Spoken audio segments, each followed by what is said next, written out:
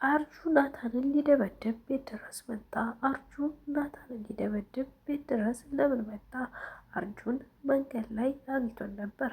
ናታንን የደበድበው በነበረበት ሰዓት ናታን ደበደበው።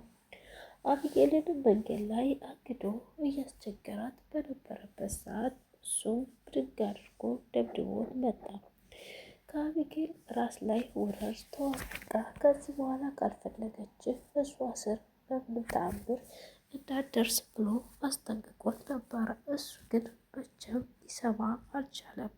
አርጁ የራሱ ስሜት ብቻ ነው የሚሰማው። ምክንያቱም አቢጌል ብዙ ነገር ትናገረውና ነገረኛ ታስብለዋለች። አርጁ ግን በፍጹም እሷን ሊገፋትም ሆነ ሊበድላት አይፈልግም። ስለሚያፈቅራት ብቻና ብቻ ነው። አቢጌል ግን እሱን ስለምንቀው ናታንን ብቻ ስለምትወድ ከናታን ጋር ያላት ግንኙነት እንዲጨምር እንጂ ከሱ ጋር ያላት ግንኙነት በፍጹም እንዲቀጥል አትፈልግም። ናታን ዳዳ ተደባርቦ መቶ ቤት ቁጭ ባሉበት ሰዓት እንዲህ አለች አቢጌል። አቢጌል ናታን ለኔ ተደባደበልኝ ስለሚወደኝና ስለሚያፈቅረኝ፣ አንቺን ግን በፍጹም አይወድሽም፣ አርፈሽ ተቀመጪ አለቻት። ዳጣም እኔ ታዲያ ወደደ ጠላ ምኑ ሊቀርብኝ? ለምንስ አንቺ ትጨነቂያለሽ? ቢወድ ባይወድ ምን አሻሽ አለቻት። እሷም ለማንኛውም ስለማይወድሽ እንጂ አንቺ ራስሽ ከሱ ጋር መራቅ ነበረብሽ አለቻት። ናታን ኧረ እባክሽ አንቺ ልጅ እንደው እረፊ ተይ በእናትሽ እረፊ። ሁልጊዜ ልለምንሽ እንዴ? እኔ ስለ አንቺ ሁሌ ለምኜ መቼ ድረስ ነው? እባክሽ አቢጌል እያለ ልመናውን ቀጠለ። እሷ ግን መቼም አሰማም። ውድ የተከበራችሁ የሀገሬ ልጆች የሀያቲቱ ቤተሰቦች ቪዲዮን ላይክ፣ ሸር፣ ሰብስክራይብ አድርጉ። ላይክ እና ሰቧን እንዳትረሷት። እንግዲህ የአቢጌል ነገር እዚህ ድረስ ነው። አቢጌል እንደዚህ ባደረገችበት ሰዓት መጨረሻ ላይ እንዲህ አለች። አንተ ሲጀመር የእሷ ባል አለችው። የማ ባል አላት። የሰላም ከአንተ ነው ያረገዘችው። አባዬን ጠርጥሬ ነበር፣ ግን አባዬ አይደለም ከአንተ ነው በቃ ያረገዘችው አለችው። ኧረ እባክሽ ተይ ተይ እንደዚህ እያልሽ አታማሪኝ። ምን አይነት ፍጡር ነሽ? ምን አይነት ጉር ነሽ? አላት እሱ ነው። እና እንግዲያ ከአንተ ካላረገዘኝ አንተ ክላስ ለምን ትርመጠመጣለች? ሁሌም አንተ ክላስ ነው የምተኘው። አሁንም ቢሆን አንተ ክላስ ውስጥ ናት። ምን ታደርጋለች አንተ ክላስ? ለምን አታስወጣትም? እሺ አንተ ክላስ ለምን ትቀመጣለች? አለች። ሰላም ደግሞ የምታርፈው እዛ ነው። ምክንያቱም ፎቅና ምድር ስለሆነ ቤቱ፣ በታች ስለሆነ ቤቷ መመላለስ ስለሚያቅታት ሰላምን አልተፈተቻትም። ዳጣንም መቼም አትፋታትም። እስከ መቼ ድረስ ነው? እሷ እየጠረጠረችው ሁሉ ለእናቷ መናገር ትፈልጋለች። ላኪን እናቷ እሷን ደግሞ አሰማትም። መቼም ቢሆን አሰማትም። ማርታ አቢጌል ናታን የሰላም ባል ነው እናቴ ታውቂያለሽ ወይ ስትላት፣ እሷም ደነገጠች። እንዴት ተርሱን ደግሞ ከእሷ ጋር ትጠረጥሪዋለሽ? ያምሻል ልበል አለቻት። እሷም አያመኝም፣ ግን የእሷ ባል እንደሆነ ልቤ ይነግራል። አንቺ ይህን ነገር ከፈለግሽ ማወቅ ከፈለግሽ በቃ ዲኤንኤ አስመርምሪያቸውና ነገሮችን እንወቅ አለች። ማርታም እባክሽ አቢጌል ተፋቺ፣ እኔ አንቺን መስማት ስልችት ብሎኛል እባክሽ አለቻት። እሷ ግን እኔን ለመሰልቸት ለምን ትቸኩያለሽ? ያለውን ነገርና የሚፈጠረውን ነገር ነው እኔ እየነገርኩሽ ያለሁት። አንቺ ግን ለምን ትፈሪያለሽ? አለቻት። እኔ ትዳሬንና ህይወቴን መበጥበጥ አልፈልግም።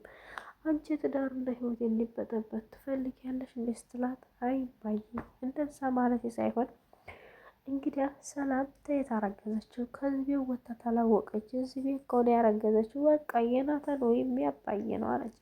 መጀመሪያ የናታን ብላ ነው ስትል፣ አሁን ደግሞ ያባየ ነው ስትላት፣ ማርታ አታጢሳ ነይ ውጭ ብላ ከዛ ቤት ገታ ወጣቻት። በጣም ማርታን እየተፈታተነቻት ነው። ቀናተኛና ከባሏ ጋር እንድትጣላ ታረጋት ነው። አቢጌል ግን ምን አይነት ፍጥረት ብትሆን ነው እናትና አባን ለማጣላት ይህ ሁሉ ድንጋይ የምትፈነቅለው? የአቢጌል ስራ በጣም ከባድ ነው። በጣም እያሳዝናል፣ ልብም ይሰብራል። እንደዚህ ማድረግ በፍጹም ከባድ ነው። እናትና አባት ፊት ለፊት ከኔናት ፍቅረኛሽ ቢባል በጣም ይከብዳል። መናገር የለባት እንዲያውቁ ብቻ ማገዳደምና ማስመሰል ነበረባት። እሷ ግን ፊት ለፊት የጠረጠረችውን ትናገራለች። ድብና አድርጋ ናታን በፍጹም አንቺን ትዳር እንኳን ሚስት አድርጌ ልይዝሽ፣ እህትነቱ ራሱ በጣም አስጠላኝ። ከወዲያ አንቺን የሚባል ሰው አልፈልግም ብሎ ዝቶባት ጥሏት ሄደ። አቤጌል አሁን ኪሳራ ላይ ናት። በቃ የእሷ መጨረሻ እንደዚህ ነው። ደስ የሚለው ነገር ናታን ቆፍጠን ያለና ጀግና ልጅ ነው። እንኳንም እንደዚህ ብሎ አበረራት። ምክንያቱም እሷ መቼም አትማርም ተጥፋቷ። አቢጌልን እንደዚህ ስላደረጋት ናታን እኔ ደስ ብሎኛል። እናንተስ ምን ተሰማችሁ? አንዳንድ ጊዜ ጥፋተኛ ሰው ሲቀጣና ሲታረም በጣም ደስ ይለኛል። ምክንያቱም ሰውን በመጉዳት ሁሌም ሰውን በማንጨርጨር ሰውን በማበሳጨት ህይወቱን ይቀጥፋልና ማለት ነው። የአቢጌል ጉዳይ ይህንን ይመስላል። እንግዲህ ሁላችሁም ቪዲዮዬን ላይክ እና ሰብስክራይብ እያደረጋችሁ አቢጌል ጥንካሬዋና ጨካኝነቷ ሁለቱም የተደበላለቀ ነው። ጥንካሬዋ በጣም እወድላታለሁ። ያላት ጥንካሬ የሆነውን ነገር እውነቱን ለማወቅ የምትሮጥበት ምክንያት ይሄ ስለምጠረጥር ነው። ቅናት ስላለባት ነው። እሺ ይሄ ይሁን ችግር የለውም። ግን ናታንን ሰላም እናስረግዝ ካሰጥለው በጣም ይደብራል። ሰላም እኮ ለናታን እናቱ ናት። እንኳን ለማስረገዝ ቀርቶ አጠገቧ መድረስ አይችልም። እንዲህ አይባልም፣ ነውር ነው። የምትናገረውን ነገር ማስተዋል ነበረባት። እሷ ግን በፍጹም አታስተውልም። ውድ ሀገሬ ልጆች ቪዲዮን ተወደዳችሁት ላይክ፣ ሰብስክራይብ እያደረጋችሁ በቀጣይ ቪዲዮ እስከምንገናኝ ሰላም ሁኑልኝ። ወዳችኋለሁ፣ አከብራችኋለሁ። ባይ ባይ ማሮቼ። ምች ትድልት ይበላችሁ። ውድድ አረጋችኋለሁ።